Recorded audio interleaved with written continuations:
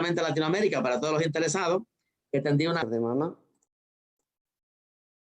Vamos a presentar el caso, es una mujer de 68 años. He escogido el cáncer de mama porque es una de las patologías más comunes en mujeres y la mayor cantidad de pacientes que he visto de ese tipo de patologías, pues padecen de cáncer de mama. Entonces, es una mujer de 68 años, desde los 52 tiene el diagnóstico, ha tenido 6 gestas, 4 partos y 2 abortos. Ella nunca utilizó un método anticonceptivo y no tiene antecedentes familiares de la enfermedad en ninguna rama, tanto paterna como materna. Está diagnosticada de obesidad, un índice de masa corporal 36 y ella nunca ha tenido ningún tipo de cirugía. Aparentemente por los antecedentes vemos que es una mujer que no ha tenido enfermedades previas. La biopsia realizada es del cáncer ductal invasivo con metástasis multiorgánica, es decir, en estadio 4. El pronóstico de vida que le dieron a esta mujer fue máximo de 3 años. Se realizó quimioterapia. La quimioterapia fue hecha durante 2 etapas, pero lo abandonó debido a que no toleraba el procedimiento. Y se utilizó la triada CMF, que es el Citoxan, el metotrexate y el fluoracilo para poder tratar. Realizó radioterapia, tampoco terminó el esquema por intolerancia. Recibió únicamente 2 semanas a razón de 3000 centigrados por cada sesión. En la naturopatía estuvo durante 4 años utilizando alguna combinación entre desintoxicación, terapia neural, sueros, infusiones, inclusive de acupuntura. Y después culminamos con el tema de la apiterapia cuando nos conocimos con ella y hemos estado en tratamiento por 12 años. Podemos sacar algunas conclusiones de lo que vemos ahí en la diapositiva. Vemos que el pronóstico de vida fue superado totalmente, pero vamos a seguir involucrándonos para ver qué es lo que ha pasado con esta paciente en estos años. Ella siempre tuvo una muy buena adaptación a todo lo que es apitoxina en especial, y aunque todos los productos de la colmena al inicio se empezaron con dosis bajas, después de ella asimiló correctamente bien y no tuvo ningún tipo de inconvenientes en relación a tolerancia. La respuesta de esta paciente, como vemos en el gráfico en la parte inferior, tenemos unas curvas en la cual nos indica el estímulo que realizamos o la dosis que aplicamos en relación a estímulo-dosis y la respuesta que tenemos del paciente y la apreciación que tenemos del médico. Entonces vamos a hacer un análisis de la gráfica inferior en relación a los resultados obtenidos. Vamos viendo que empezamos con dosis mínimas, como es el protocolo establecido.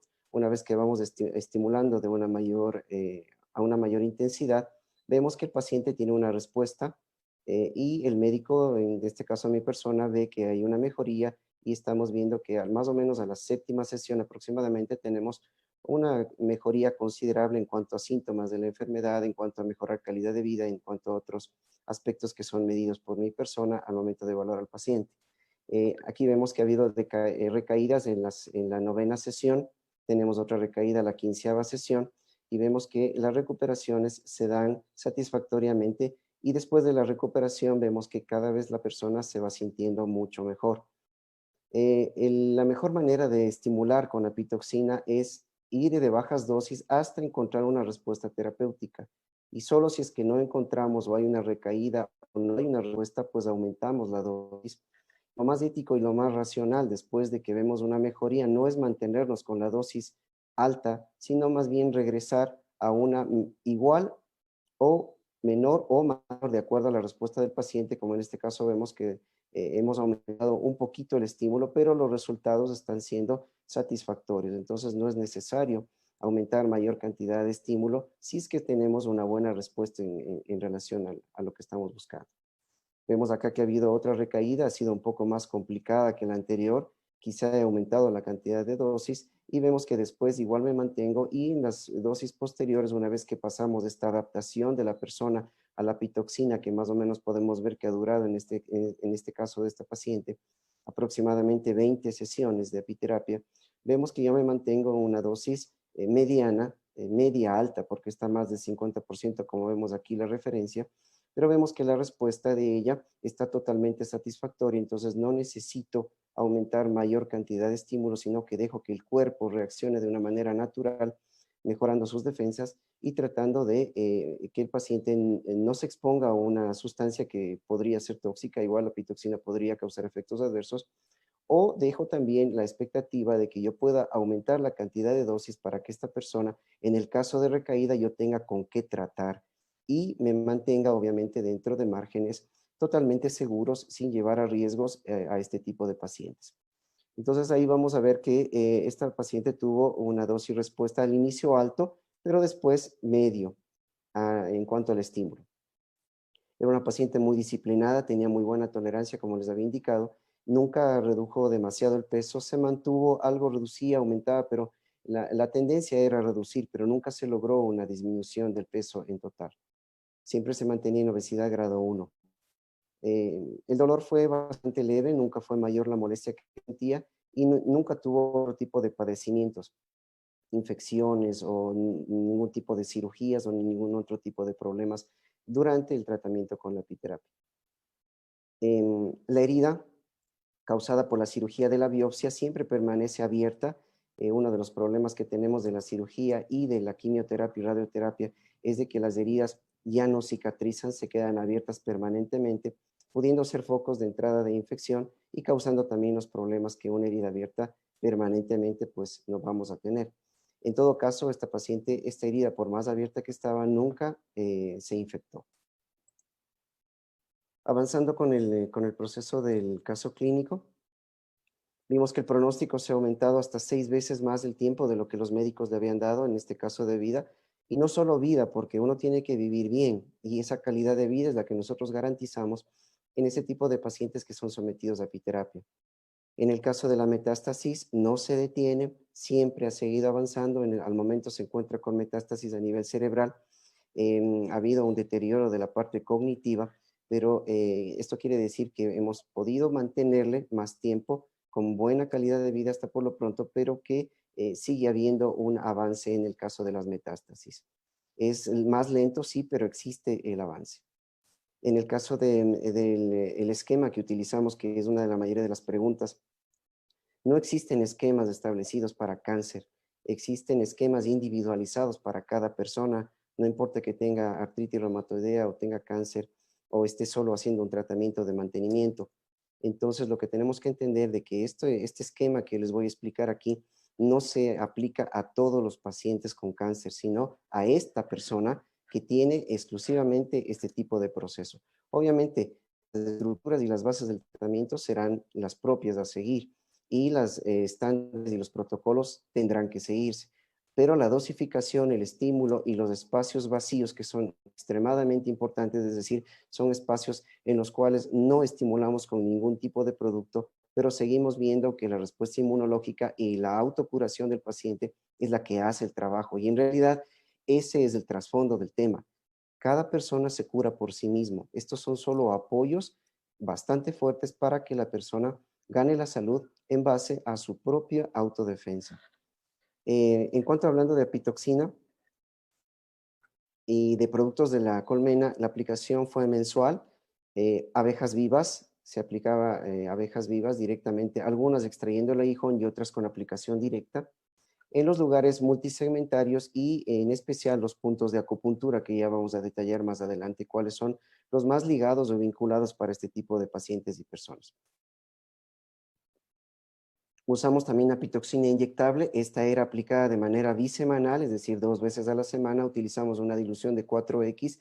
El protocolo de inicio es de empezar con 6X o 7X, pero después esta persona se quedó con la 4X, que es la que más le está haciendo efecto y la que más resultado hemos tenido. La 4X es a 0.1 miligramos por mililitro y se aplicaba 0.5 mililitros intrafocal en el área de la biopsia y relacionada al sitio de la herida de cirugía en donde fue realizada la biopsia, es decir, cercano al tumor primario o tumor principal.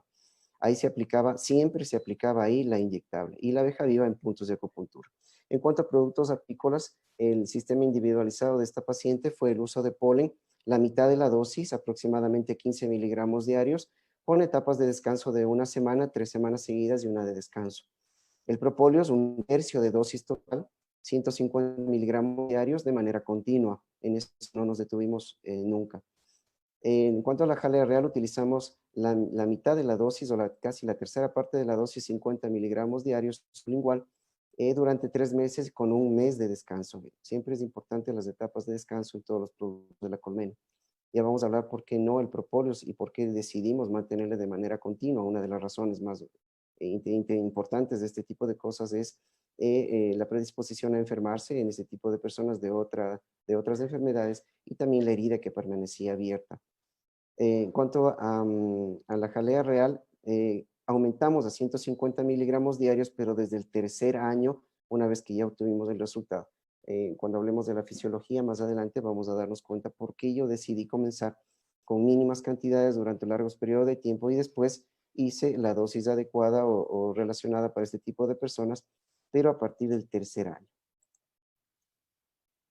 Vamos ahora al caramelo de la conferencia, aunque es el caramelo que primero vamos a recibir, no será el más agradable al final porque vamos a darnos cuenta de que hay cosas más importantes que los mecanismos de acción y hay otras cosas más importantes que los nombres extraños y los nombres raros para llegar a entender por qué una sustancia que produce la abeja puede ser tan importante para ayudar a este tipo de pacientes. Existe un, una estructura dentro de nuestro cuerpo que se denomina matriz extracelular, aquí está determinada con las siglas MS. Esta está compuesta por algunas estructuras y algunas proteínas, entre ellas la gelatinasa A, una proteína matricial, unas denominadas metaloproteinasas, entre ellas cada una tiene un número y cada una tiene una función dentro de la estructura de la matriz extracelular, pero las de mayor interés en el caso del cáncer van a ser la número 2 y la número 9. Vamos a entender que este tipo de sustancias son producidas o sintetizadas a partir de preproenzimas y en especial por las células tumorales, es decir, que las células tumorales quieren abrirse paso o quieren organizar a su gusto y a su manera, es por eso que se convierten en incontrolables.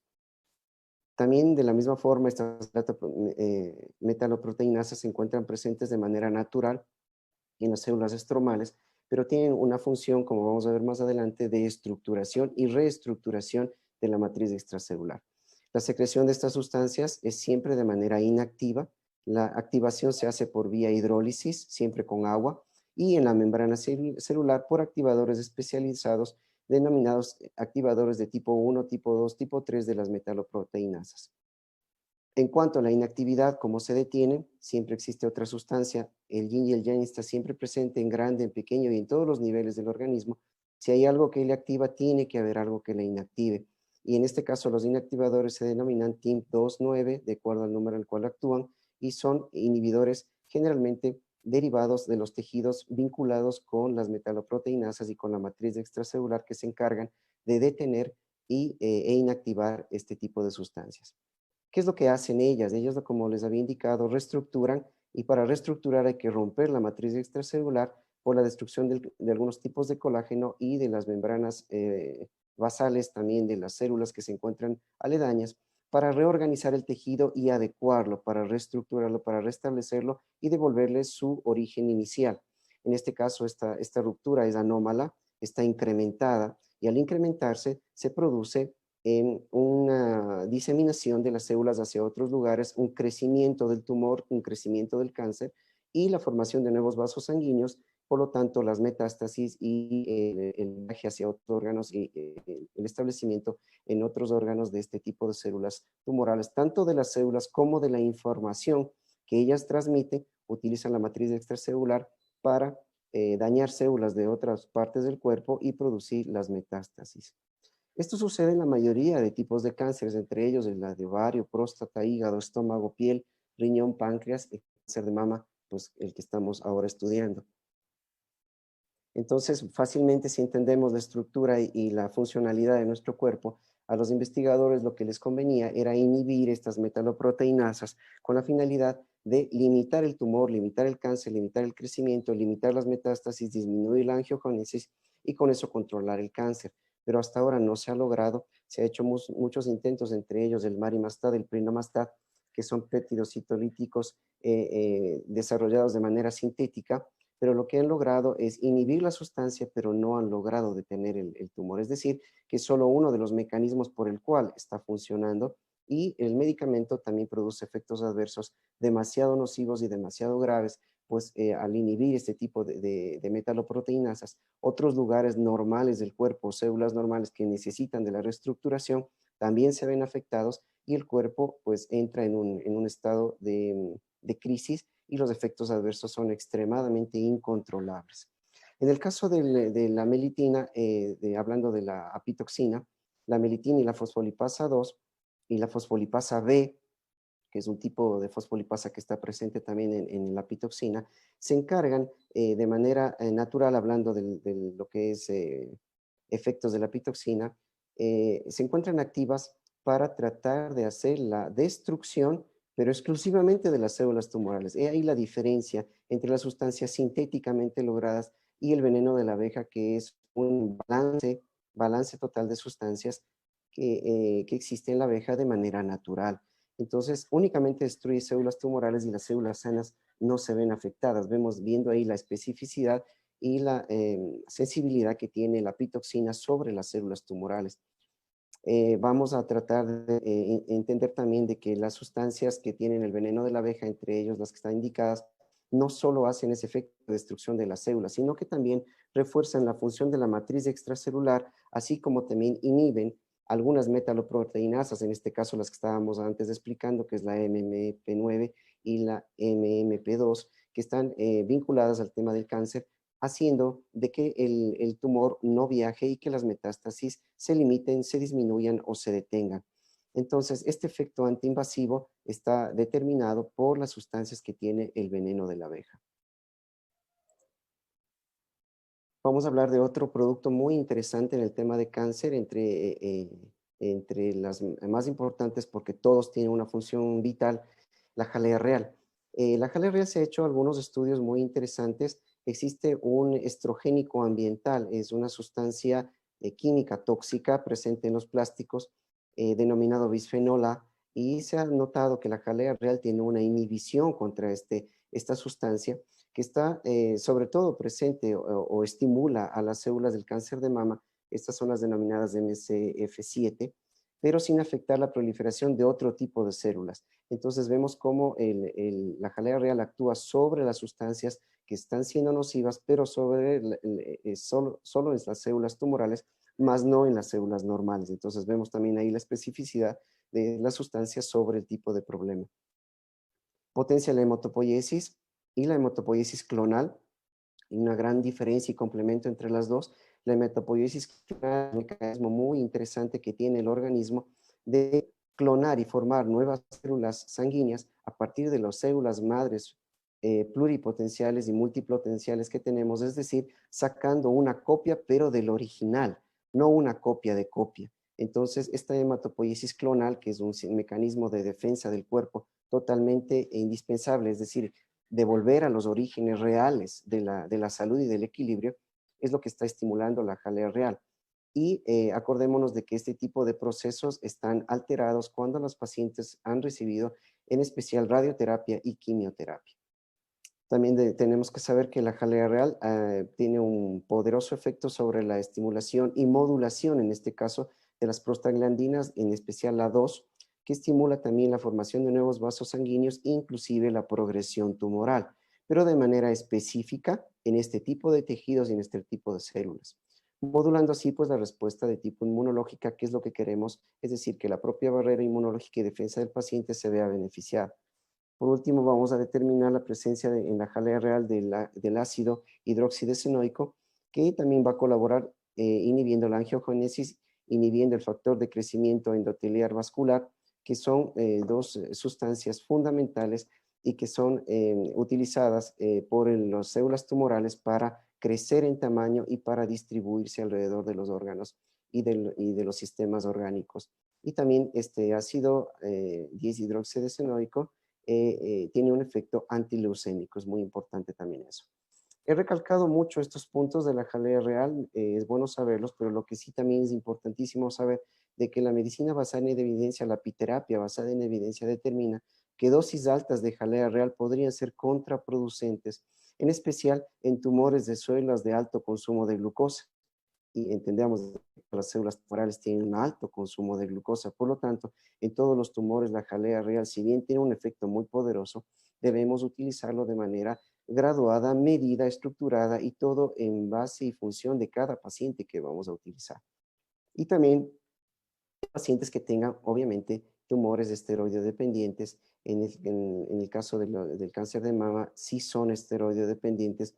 Hay un tipo de cáncer que se llama cáncer de mama triple negativo, en el cual no tiene receptores de estrógeno, no tiene receptores de progesterona y también tiene una nula producción de los factores de crecimiento epidérmico, que son los denominados HER1 y 2, especialmente el HER2, y especialmente en mujeres menores de 40 años se presenta este tipo de cáncer, pero será un caso aislado, bastante fuerte, bastante intenso, es un cáncer, yo diría que uno de los más agresivos que existen, en el cual sin haber receptores estrogénicos podría estar indicado usar dosis aconsejadas o mayores de jalea real con la finalidad de ayudarnos en este tipo de pacientes. Vamos ahora a tratar las bases fisiológicas para entender por qué todos los productos de la colmena y los componentes del veneno de la abeja tienen este efecto terapéutico.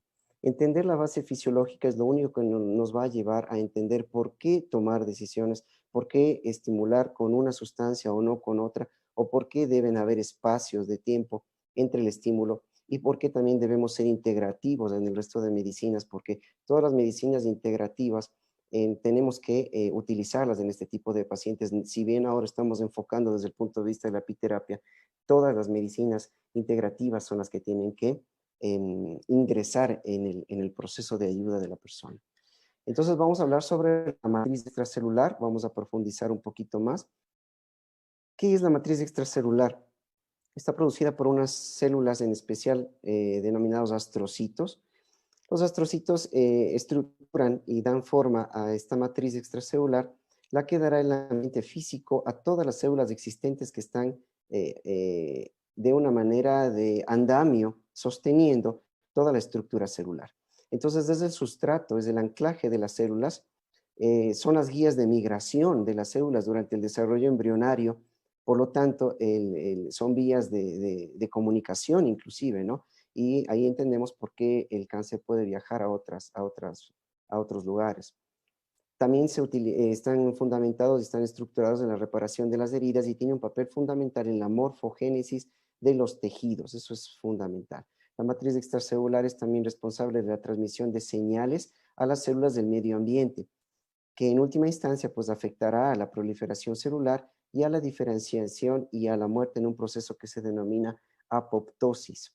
Entonces, podemos entender que la forma que las células tienen de comunicarse son mediadores, segundos mensajeros, sustancias, entre ellas estudiaremos algunas, pero las vías por cuales se transmite esa información es la matriz extracelular. Entonces, entendiendo este tipo de proceso, se nos va abriendo la mente para ver cómo el cáncer actúa y también cómo podemos detenerlo.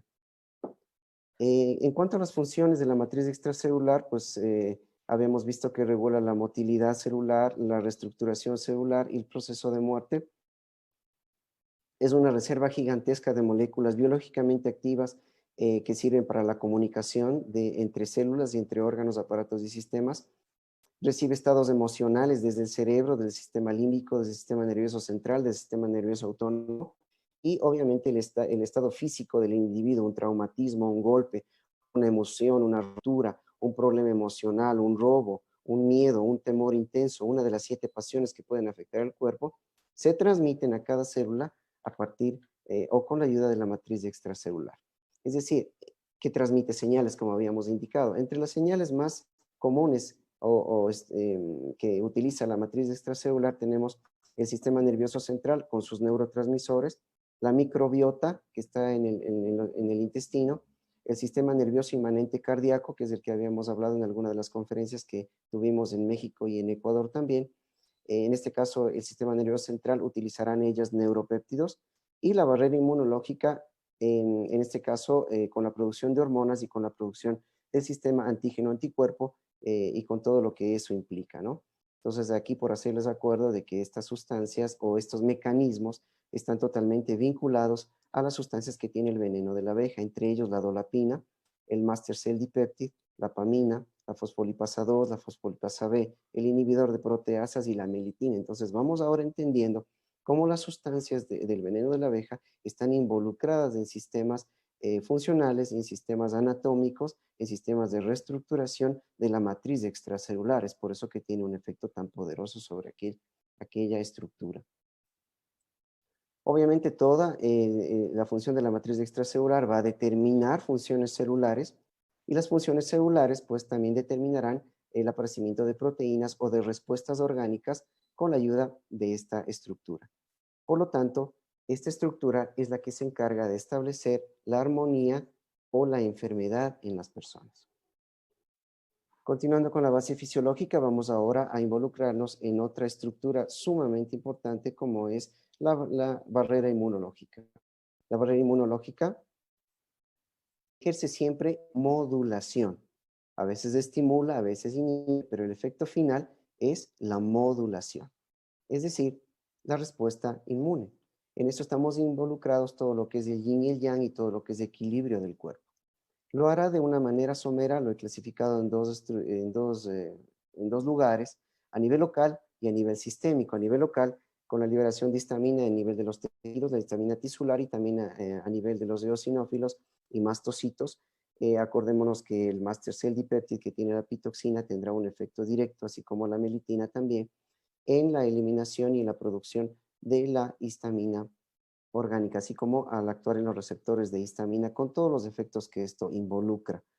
En segundo puesto tenemos un efecto sistémico de la barrera inmunológica y ahí tenemos que diferenciar, pese a que hay muchos más, yo creo que los más importantes y los que tenemos siempre recordar son estos cuatro vías, estos cuatro ejes que existen. El primero, el eje hipotálamo hipófisis adrenal, con la producción de los corticoides, en este caso está vinculado en especial la melitina, aunque la fosfolipasa 2 también lo hace y la dolapina también. La melitina es la que se lleva el mayor efecto sobre este eje, con la producción de los corticoides. Una segunda vía interesantísima, que es la del nervio neumogástrico, es la vía colinérgica, denominada así por la producción de acetilcolina y también de la dopamina, que son dos sustancias que están vinculadas con la vía colinérgica en especial, y también con la producción de células especializadas como son los linfocitos. Una tercera vía es la vía hipotálamo esplénica, muchas veces olvidada por todos nosotros, a veces no le tomamos mucha atención al vaso, especialmente desde algunos tipos de medicinas, inclusive creen que no tiene ninguna función el vaso, pero están totalmente equivocados. Este sistema utiliza en especial las beta-endorfinas, que son un grupo de sustancias, especialmente las de tipo beta, que son las que más funcionan sobre el órgano vaso, por eso se llama beta, por B de vaso, y tendrá relación con el aparecimiento y la producción de los linfocitos NK, que son los denominados asesinos naturales o natural killer. Tenemos otro eje también totalmente importantísimo en el cual está involucrado inclusive la microbiota, la mucosa del sistema gastrointestinal, es el denominado eje inmunovisceral, es muy importante. Este eje utiliza en especial ácidos grasos de cadena corta que son absorbidos y son los que llevan la información para la determinación de las sustancias y obviamente la serotonina que se produce en un gran porcentaje en el intestino y que es la hormona de la felicidad y cumplirá funciones vitales en el cuerpo y entre ellas también de defensas en el cuerpo, nos mantiene con todas las defensas activas. Y también la hematopoiesis a nivel especialmente de los huesos, aunque también de otros órganos como el vaso y la médula ósea. Entre ellos tenemos que se va a estimular los linfocitos TREG, que son los linfocitos T reguladores, los linfocitos T helper, que son los colaboradores, y un grupo de células muy especializadas que se denominan células dendríticas. Las células dendríticas tienen la capacidad de limpiar al antígeno, eh, estructurarlo, transportarlo, llevarlo y presentarlo al sistema antígeno-anticuerpo que está vinculado con estos cuatro ejes para que el antígeno sea procesado de la mejor manera posible, sin confusiones, sin errores y con la especificidad que este sistema antígeno-anticuerpo merecen, ¿no? Estas células dendríticas no son tan consideradas como, como primera línea de defensa, pero son los que hacen el trabajo para poder formar los otros tipos de linfocitos que son específicos. Entonces nunca debemos olvidarlas. Una vez terminado la base fisiológica, entendemos entonces más o menos que no solo son nombres de sustancias, sino que ya tienen efectos sobre ciertas estructuras y más que estructuras orgánicas sobre ciertos sistemas de funcionamiento, es decir, de comunicación y de modulación. Entonces, este concepto es el que tenemos que tratar de grabar, que la sustancia entre en el cuerpo como apitoxina el rato que pico la abeja o hago el estímulo o hago la inyección o utilizo el veneno oral o utilizo la pomada de apitoxina, cualquiera de las formas que sea, ingreso las sustancias al cuerpo y las sustancias desaparecen en pocas horas o en pocos minutos, no se quedan haciendo el efecto todo el tiempo. Pero nosotros vemos que después de una picadura de abeja, los efectos terapéuticos se alargan en el tiempo y algunos permanecen como parte del sistema de funcionamiento. Entonces ahora entendemos cómo las sustancias, una vez que estimularon, hicieron su efecto terapéutico, ya no existen en el cuerpo, pero el efecto persiste. Y ahí viene el mérito de la curación utilizando la pitoxina. Vamos ahora a dar un concepto sobre lo que es el cáncer, ¿no? Siempre hay que diferenciar en lo que es un tumor y es un cáncer. El tumor es un crecimiento, puede ser benigno o maligno. No todo tumor es cáncer, a menos de que sea maligno, pues ahí sí será un cáncer. Y todo cáncer es un tumor, aunque hay formas de cáncer que no forman tumores, por ejemplo, en los casos de la leucemia. Entonces hay que diferenciar bastante bien estos dos términos para no confundirnos en este tipo de cosas. Vamos a tratar de hacer, en base a lo que hemos hablado, en base a lo que hemos estudiado y hemos explicado, un concepto de cáncer, pero no el que está escrito en las enciclopedias, ni la que dicen líneas de estudios y conocimiento, sino más bien un concepto de cáncer vinculado a lo que hoy entendemos con esta referencia. Es un crecimiento y una diseminación controlada. ¿De qué? De células. De células que no tienen una función adecuada. Segundo, es una masa o un estancamiento, una condensación, una interiorización, especialmente del yin, porque ese es el que se interioriza, ¿no es cierto? Del yin, que produce en el cuerpo humedad y calor extremos. Esto es lo interesante y lo difícil de tratar de esta enfermedad, inclusive balanceando el cuerpo, como está al máximo el yin y para una respuesta del cuerpo hay un máximo de yang, al coexistir el calor y la humedad al mismo tiempo se convierte en un ambiente extremadamente difícil de tratar y difícil de equilibrar. Y por tercero, también es una internalización de emociones nocivas hacia las células, ya entendemos por qué vías van hacia las células, que transforman su fisiología en un caos y usan sus propios mediadores, receptores, etcétera, para alterar su propia función y de las células aledañas y dañan los mecanismos de autorregulación que habíamos estudiado, como la matriz extracelular, la barrera inmunológica y los ejes también de defensa orgánica. Y siempre se va a manifestar en el área de diátesis. ¿Qué es una diátesis? La diátesis es una predisposición heredada o adquirida que hace que una área premórbida o prepatológica o que antes enfermó, un golpe, un traumatismo, una enfermedad mal curada, un síntoma que esté en el cuerpo, pues predisponga a que el cáncer dañe más a estas zonas y no a otras. Esto hace y determina que el cáncer también afecte a unos órganos más y a otros menos, a unos en hombres y a otros en mujeres, y lo mismo en razas y lo mismo en lugares del planeta que tienen mayor o menor incidencia de los tipos de cáncer. No existe cáncer de ovario, ni cáncer de próstata, ni cáncer de estómago. Existe cáncer como enfermedad y como estructura. Entonces ahora lo entendemos.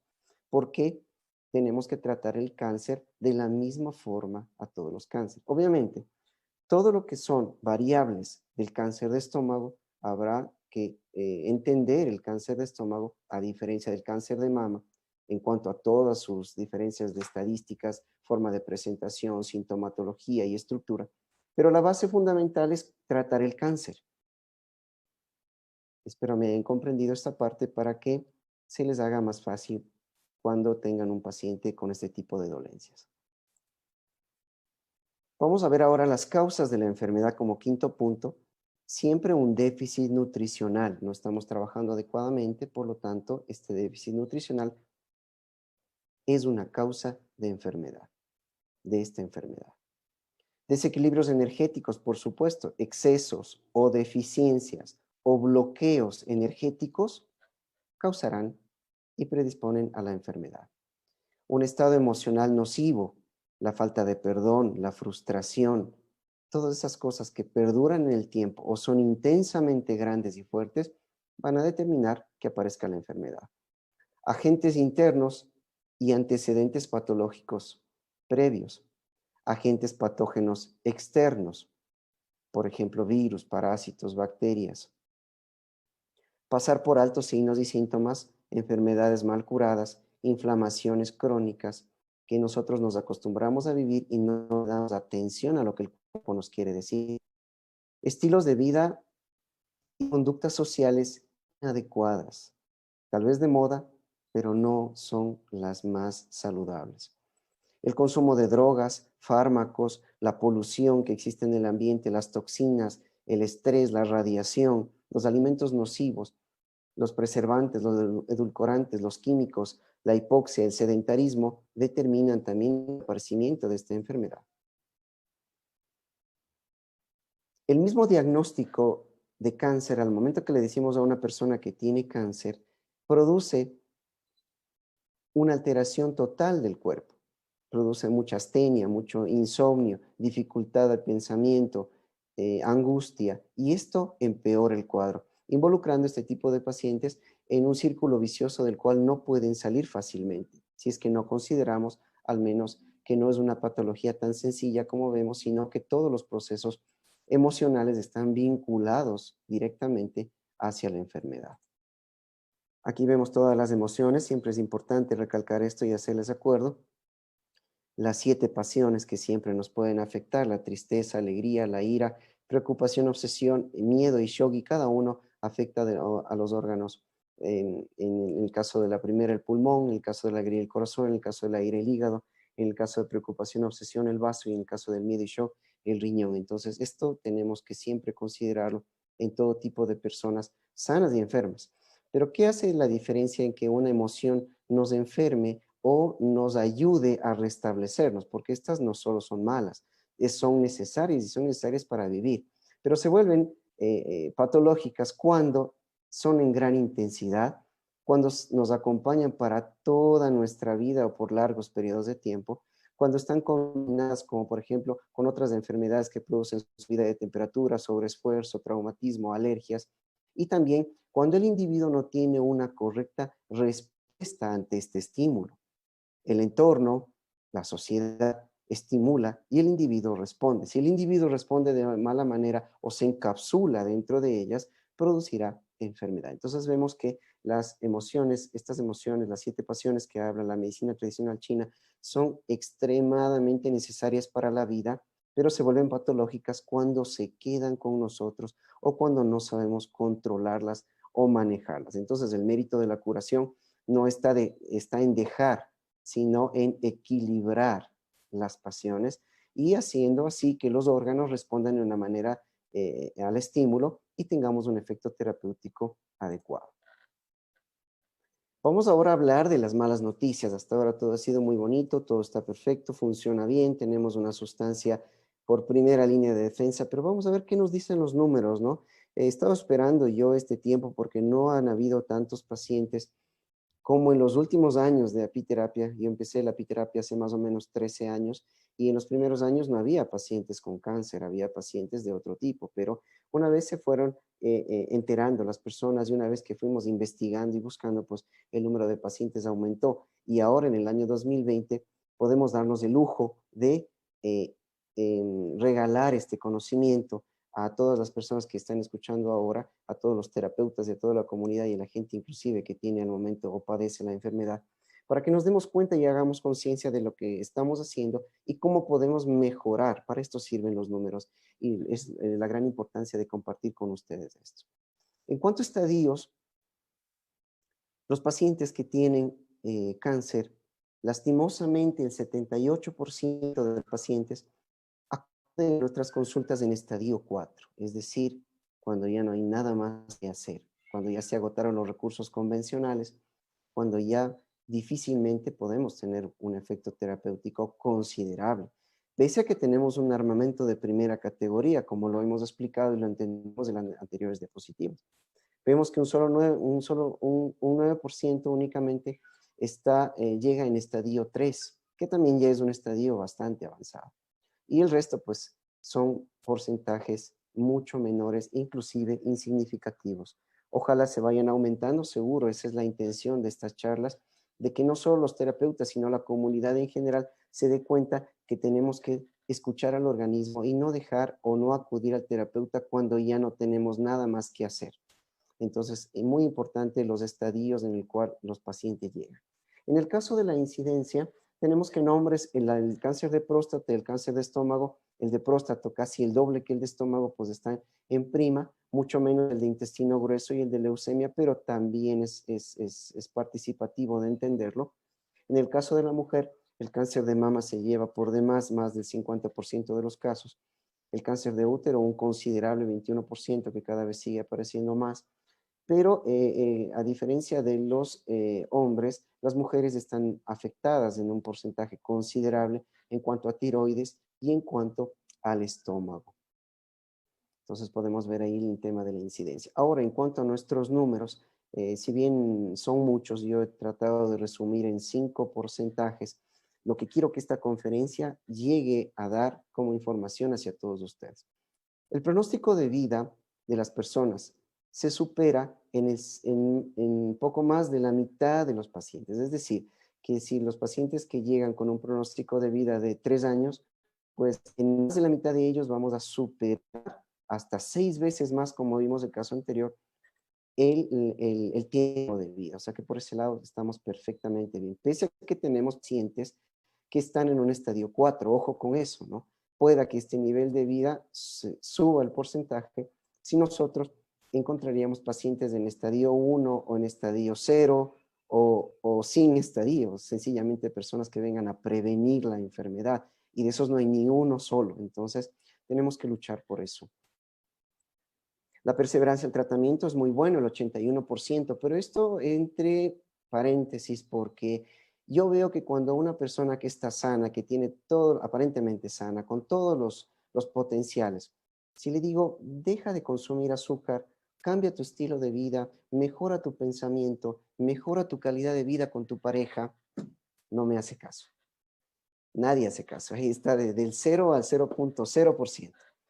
Pero si viene una persona con cáncer, en la última línea, en el último detalle, en el último disparo, en la última línea de defensa, ahí sí queremos dar todo nuestro potencial. Cuando nuestro potencial está mermado, cuando ya no podemos nada hacer. Entonces, esto es la comunidad la que tiene que cambiar. Somos todos nosotros lo que tenemos que cambiar para tratar de que no en el último minuto dar el 100% de nosotros, sino desde el principio. Y no el 100, sino el 50, es decir, la mitad, siempre en equilibrio, pero todo el tiempo con ese ímpetu de aprender, de enseñar, de seguir, de llevarnos, de estructurar, de mejorar nuestra calidad de vida. Eso muy interesante en este 81%. Otro porcentaje a considerar bastante grande es que el 95% de los pacientes vienen con quimioterapia, radioterapia, previo al tratamiento con medicina natural, en este caso con terapia. Es decir, que nos vienen pacientes agredidos por la enfermedad y lastimados por la quimioterapia y la radioterapia.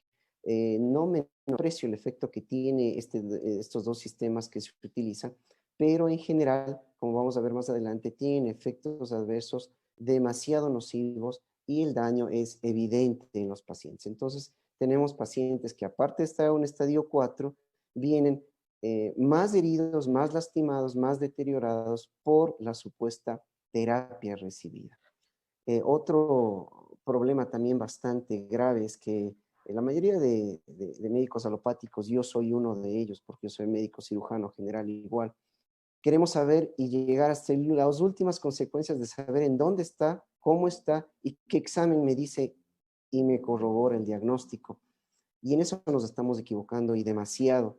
En el 60% de las personas existe eh, cirugía, tanto preventiva, diagnóstica, biopsia, una que disminuye, una de extracción completa, una de nucleación, una de sacada de ganglios, una completa. Es decir, existe manipulación de la enfermedad. Y al manipular una enfermedad, siempre dará problemas después. Entonces vemos que tenemos un grupo de pacientes nada favorables, pero tenemos una herramienta fabulosa para poder tratarla. Y la mejoría definitiva, un desalentador 2%.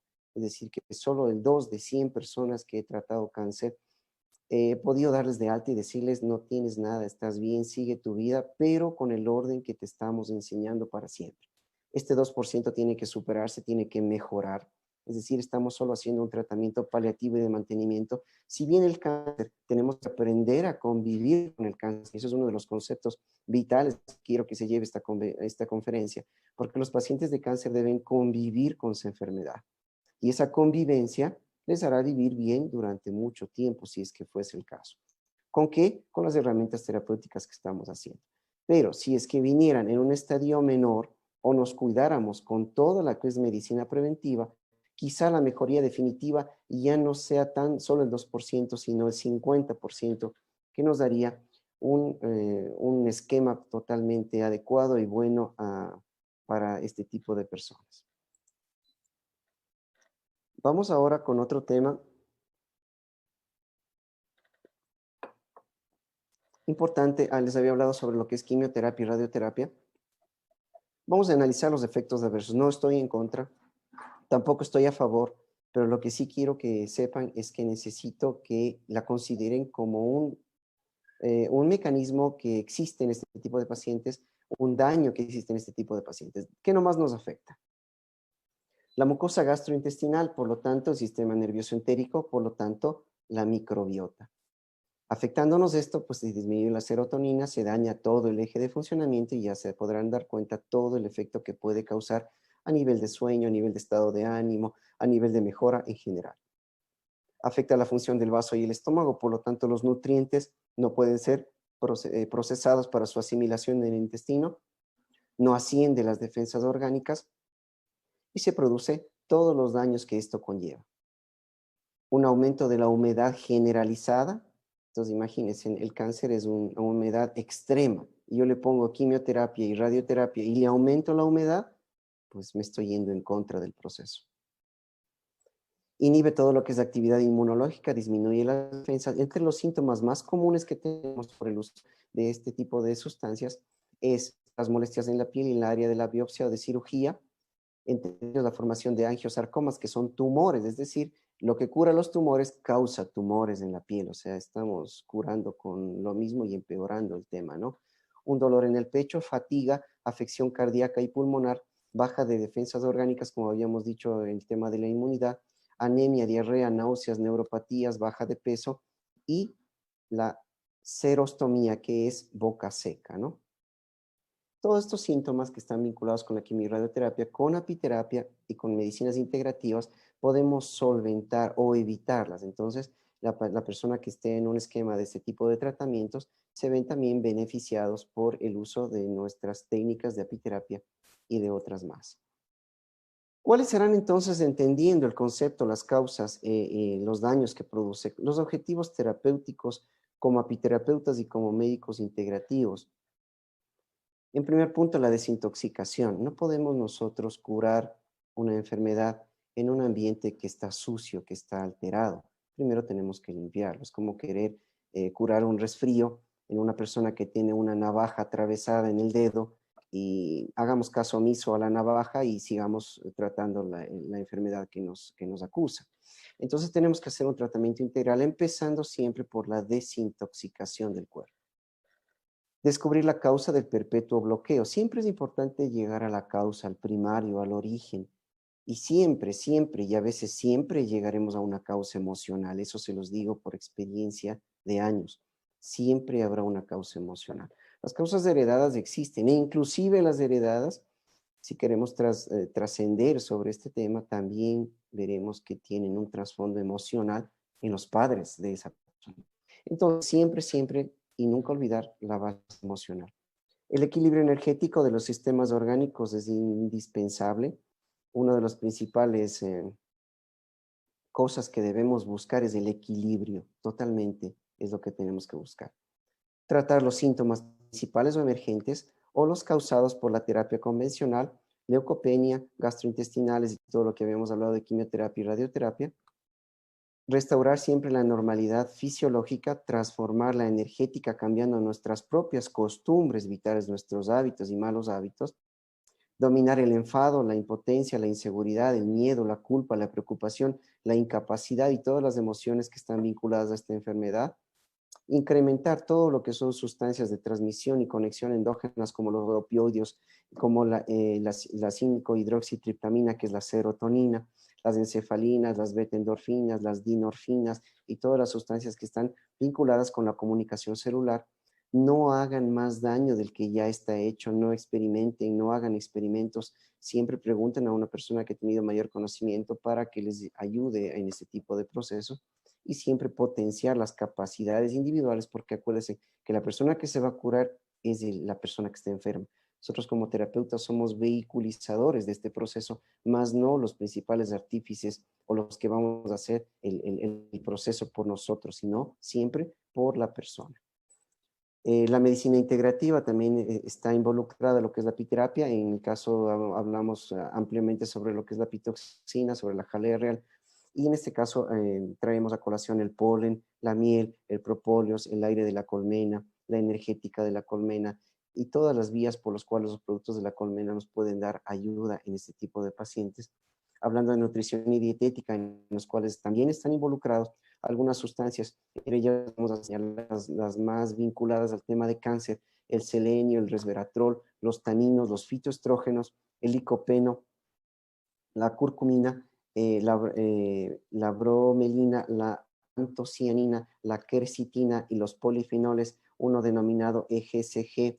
Todas estas sustancias que están dentro de los frutos rojos, piña, cúrcuma, té, cáñamo, guanábana, nueces, uvas y también en nuestros fabulosos productos de la colmena, el polen, la miel, el propóleo, están haciendo un efecto anticancerígeno preventivo a los que los consumimos sin tener la enfermedad y terapéutico en aquellos que tienen la enfermedad.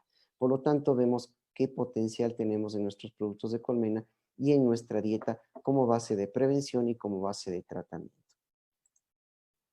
También tenemos el agua de mar oral e inyectable, que ahora lo estamos utilizando. Con José tenemos ya, gracias a él, la factibilidad de utilizar inyectables de agua de mar que están dando resultados totalmente increíbles y adecuados, y también de los orales que nos dan un equilibrio en el cuerpo y también una desintoxicación y de muchas otras maneras que en alguna otra conferencia podemos hablar sobre este tema tan apasionante como es el agua de mar.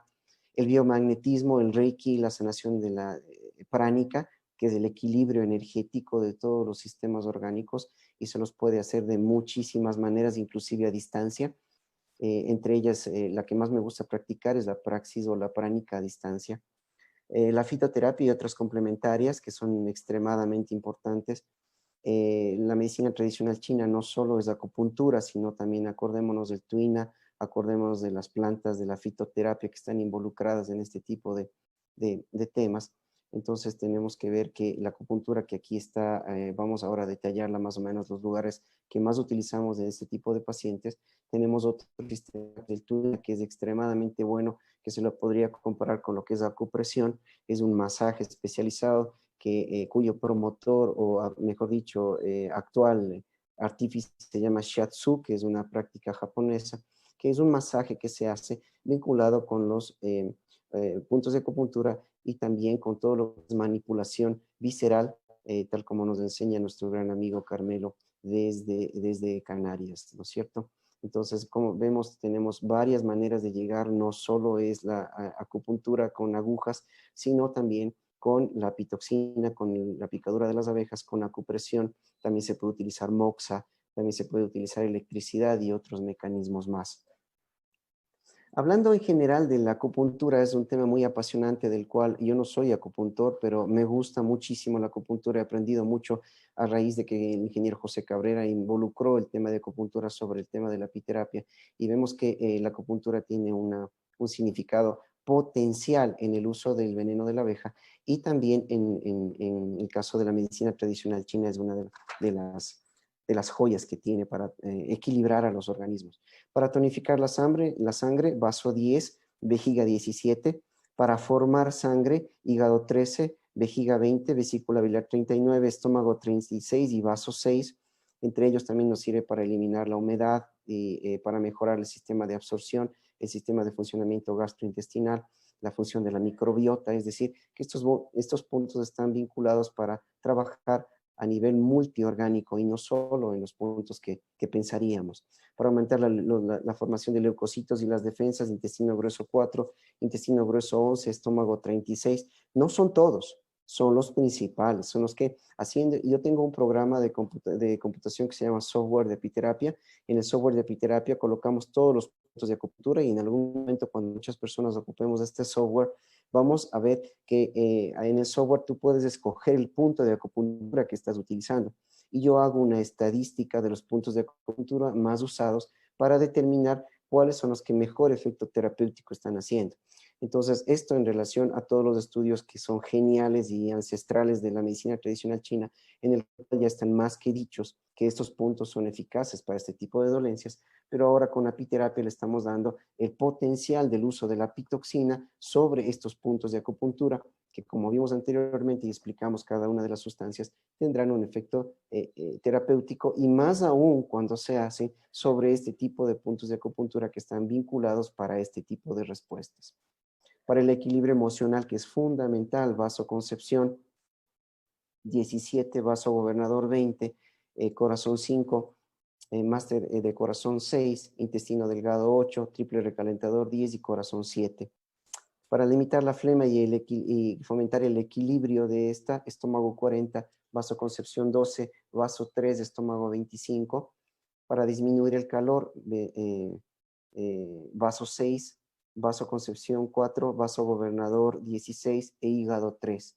Entonces, en esto sí no me voy a involucrar porque la medicina tradicional china y la acupuntura tiene años de estudio y no vamos a involucrarnos en esto, pero lo que sí estoy indicando que las estadísticas y el trabajo que estamos realizando está en relación a estos puntos de acupuntura. Si ustedes no tienen un conocimiento al menos profundo sobre este tema, basta que vayan a buscar, por ejemplo, la función que hace estómago 36 y solo ubicando el sitio y utilizando un masaje en este punto, vamos a ver que abrimos nuestra mente y mejoramos nuestra capacidad terapéutica. Así utilicemos flores de vago y hagamos homeopatía, naturopatía, alopatía, homeopatía, cualquier otra medicina integrativa. Al conocer esto e integrarlo a nuestra parte, vamos a potenciar el efecto terapéutico, inclusive como pacientes. Los pacientes únicamente conociendo el sitio, pues van a tratar de mejorar su calidad de vida sin necesariamente estar todo el tiempo o todos los días con el terapeuta, que a veces no es posible hacerlo. Vamos ahora con las deducciones y recomendaciones, el último punto, el punto 9. Siempre hay que dar un enfoque preventivo y siempre debemos acordarnos que nosotros tenemos y debemos ser la primera línea de defensa ante este tipo de enfermedades catastróficas. Pero eso no sucede. En el campo de batalla de la enfermedad contra el cáncer, en el un lado está el cáncer y en el otro lado está la medicina convencional. Es decir, ponen, sin menospreciar y sin querer que nadie se ofenda, ponen a los soldados más débiles en primera línea de defensa. Entonces el cáncer entra sin ninguna novedad.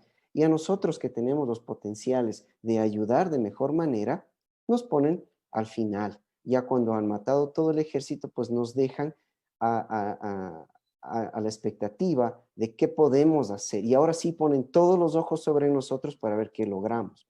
Esa parte colectiva y social debe cambiar. Tenemos que cambiar. Pero para eso no hace falta que nos digan que vayamos a la primera línea. A nosotros debe nacernos, pararnos adelante y dar la cara ante este tipo de problemas. Así que el concepto está también en nosotros, en querer hacerlo. Y para eso sirven estas conferencias, porque no están solos, somos un equipo de trabajo, somos estadísticas, somos números, somos protocolos, que están activos para que sean usados. Entonces, tenemos el potencial. Lo que tenemos que hacer es tomar la decisión y actuar, especialmente sobre la línea preventiva. Entonces, usted me dirá, doctor, ¿quiere que vaya a picar con abejas? No. Yo lo que necesito es que usted lleve la información, conozca sobre productos de colmena, conozca de medicinas integrativas, conozca algo de acupuntura y dialogue con gente sana, para que esta gente sana no se enferme de cáncer. Todos tenemos la predisposición y las diátesis para formar un cáncer. Por lo tanto, el trabajo de primera línea de defensa no es cuando está la enfermedad, sino cuando todavía no está presente la enfermedad. Y ahí nos involucramos todos, ingenieros, abogados, médicos, terapeutas, todos estamos en esa línea de defensa. La prevención es la primera línea de defensa. No pasar por alto los mensajes que nos da el cuerpo, es importantísimo esto. A veces tenemos un dolor de oído y vivimos con él y no pasa nada, hasta que las consecuencias son incontrolables. Y esto tenemos que tratar de cambiar.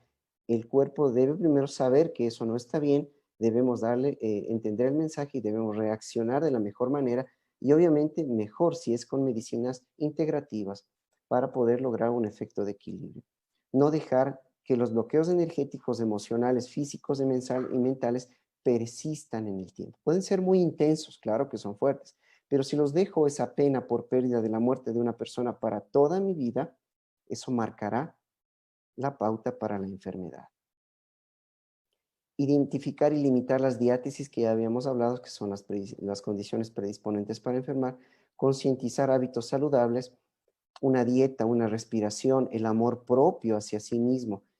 Porque ¿cómo puedo yo querer amar a una persona si no me quiero a mí mismo? Es por eso el fracaso de las relaciones, porque las personas no se quieren a sí mismos y quieren amarle a otra persona. Eso es un error gravísimo.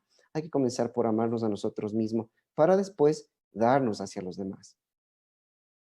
Mejorar las relaciones interpersonales, eso tiene que ver mucho la educación. Ahora la educación virtual, pese a que sea complicada y todo, al fin hay un vínculo paternal con la educación. Padre y madre, más madre en este caso, están vinculadas con el efecto de educación. Y ahora sí tenemos un entendimiento y eso es interesantísimo porque ahora vemos cómo reacciona nuestro hijo en el ambiente educacional y no solo dejamos a la deriva de que en un salón de 4x4 aprendan lo que sea y no de la manera adecuada. Entonces yo creo que esta relación interpersonal ojalá mejore con el sistema digital que hoy estamos llevando y también el control de las emociones. Evitar el error terapéutico más grande que existe, y esto sí quiero ser y recalcar, muy enfático y recalcar a todos los terapeutas, porque como terapeuta uno quiere curar al máximo, quiere curar, mejor dicho, quiere estabilizar, pero pone sustancias al máximo o para poder mejorar, y esa no es la idea. El cuerpo no vive en el máximo, tampoco vive en el mínimo. El cuerpo vive en equilibrio, en homeostasis. Por lo tanto, el efecto terapéutico que debemos dar al paciente es el efecto de equilibrio, para que en un largo tiempo llegue ese extremo, sea bajo o alto, al equilibrio que es la salud. Si nosotros ponemos una sustancia al máximo, le llevaremos al otro extremo de la enfermedad, que tampoco es salud, si es que acaso entendemos todos los conceptos. Entonces siempre lo óptimo es equilibrar y fomentar lo más importante de todo, que es la autosanación, potenciar todo lo que habíamos estudiado en la base fisiológica, todo lo que es matriz extracelular, ejes inmunológicos y la autosanación y barrera inmunológica para que sea el mismo cuerpo quien se cure, se restablezca, obviamente con nuestra ayuda y con nuestro estímulo. La quimioterapia y la radioterapia en su mayoría van a deteriorar sistemas orgánicos. En casos habrán ayudado, sí, seguro que sí. No estoy en contra, como les digo, tampoco estoy a favor, pero creo que existen herramientas más importantes que las dos nombradas anteriormente para lograr